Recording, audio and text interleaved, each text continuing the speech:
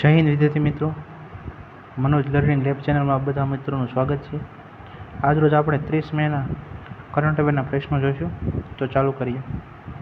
પ્રશ્ન number 1, Hindi journalism દિવસ એટલે કે હિન્દી પત્રકારિતા દિવસ ક્યારે મનાવાય છે?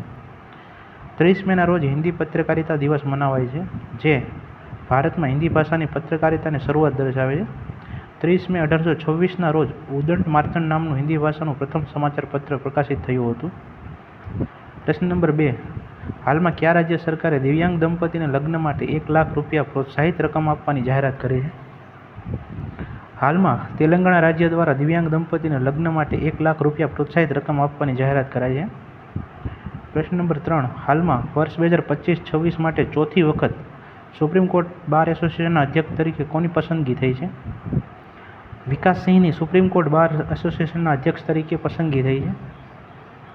પ્રશ્ન નંબર 4, હાલમાં પુણે રોટરડેમ ખાતે આયોજિત વિશ્વ હાઇડ્રોજન શિખર સંમેલન 2025માં ભારત તરફથી સંબોધન કર્યું હતું. કેન્દ્રીય નવીન અને નવીનીકરણ ઉર્જા મંત્રી સંતોષ કુમાર સારંગી દ્વારા વિશ્વ હાઇડ્રોજન શિખર સંમેલન 2025માં ભારત તરફથી સંબોધિત કરાયું હતું. પ્રશ્ન નંબર 5, હાલમાં કયા ભારતીય લેખિકાને આંતરરાષ્ટ્રીય બુકર પુરસ્કાર મળ્યો? હાલમાં બાનુ મુશ્તાકને આંતરરાષ્ટ્રીય બુકર પુરસ્કાર મળ્યો છે, જે તેને હાર્ટલેમ કૃતિ માટે આપવામાં આવ્યો છે. પ્રશ્ન નંબર 6, હાલમાં ભારતનો પ્રથમ AI સેજ ક્યાં બનશે?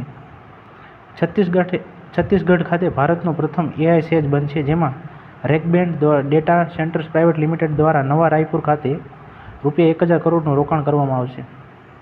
પ્રશ્ન નંબર 7, ભારત વર્ષ 2027 સુધીમાં કેટલા નવા રાષ્ટ્રીય જળમાર્ગ કાર્યરત કરશે?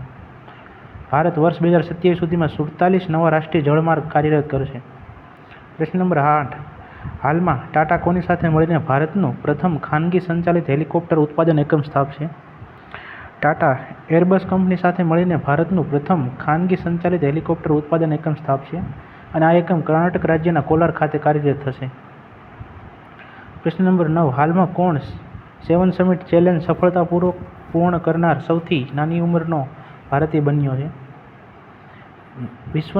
વિશ્વનાથ કાર્તિકે 7 સમિટ ચેલેન્જ સફળતાપૂર્વક પૂર્ણ કરનાર સૌથી નાની ઉંમરનો ભારતીય વ્યક્તિ બન્યો છે.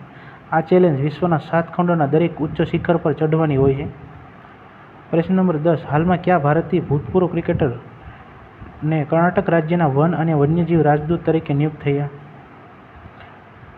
ભારતીય ભૂતપૂર્વ ક્રિકેટર અનિલ કુંબલેને કર્ણાટક રાજ્યના વન અને વન્યજીવના બ્રાન્ડ એમ્બેસેડર નિયુક્ત કરાયા છે.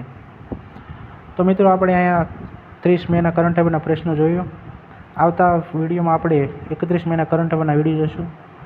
ત્યાં સુધી જય હિન્દ, જય ભારત.